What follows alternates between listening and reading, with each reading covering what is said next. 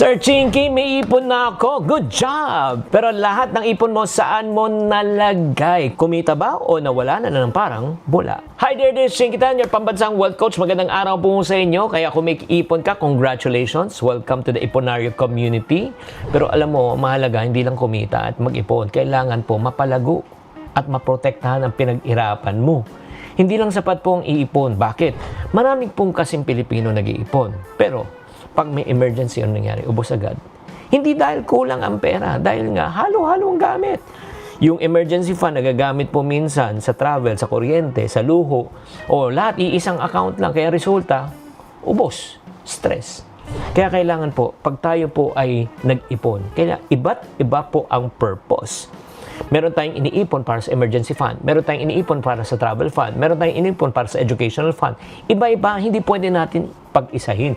Pag pinag-isa mo, walang label yan. Nako, maghahalo-halo yan, mauubos yan, maniwala ka.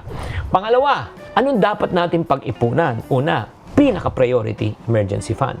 Para sa sakit, aksidente, pagkawala ng trabaho. Number 2, syempre, savings goal.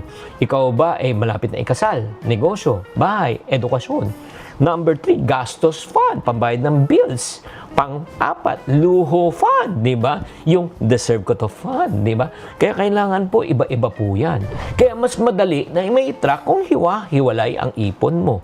Di ba? Meron pang ipon wants, meron pang ipon needs. Kaya hindi ka nasisira pag may biglaan kang gastos, di ba? Pag linagay mo lahat ng iyong ipon sa isang account, alam mo, kakanta ka? Goodbye! Naku, mawawala na lang yung perang pinaghirapan. Ang ipon, hindi lang basta meron. Ang totoong ipon, dapat may direction. Kaya kung gusto mo maging maayos ang pag-iipon mo, huwag mong pagsamahin ang wants na ipon mo, ang needs na ipon mo sa iisang alkansya. Sana naliwanagan po kayo sa episode na ito. Tatandaan, tamang karunungan, tamang disiplina ang susi sa pagyaman.